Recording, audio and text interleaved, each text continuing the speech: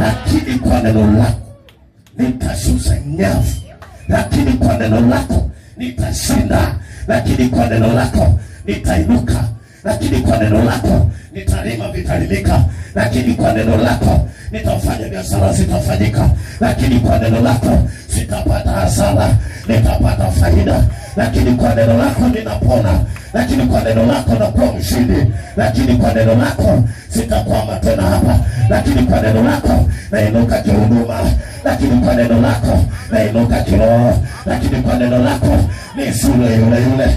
Maana tunatambua kuwa neno la Mungu linaumba, linatengeneza yale yasiyowezekana kwa wanadamu. Neno Bwana linafinyanga, linatengeneza, linapulizia pumzi ya uhai, linapulizia uzima, linapulizia baraka za Mungu, linafanya njia pasipo na njia. Lakini kwa neno lako nanyanyuka, lakini kwa neno lako nakuwa mshindi, lakini kwa neno lako nakuwa mfanya biashara wa kimataifa, lakini kwa neno lako ninashinda zaidi ya kushinda, lakini kwa neno lako ninafanikiwa.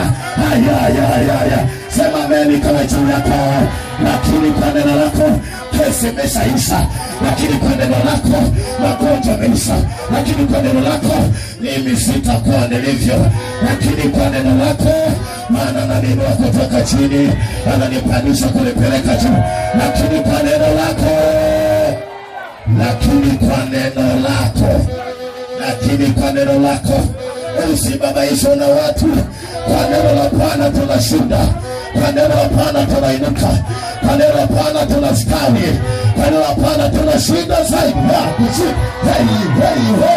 Kwa neno lako nasema, kwa neno lako, kwa neno lako tutakuwa juu, kwa neno lako tutakuwa juu, kwa neno la Bwana tutakuwa juu, kwa neno la Bwana tutakuwa kama tulivyo. Naona linatoka mahali nilipokuwa na nenda hatua nyingine kwa neno la Bwana. Kwa neno la Bwana tunakuwa shindi, kwa neno la Bwana tunaenda viwango na viwango, kwa neno la Bwana tunaenda. Sema amen kwa jina la Yesu.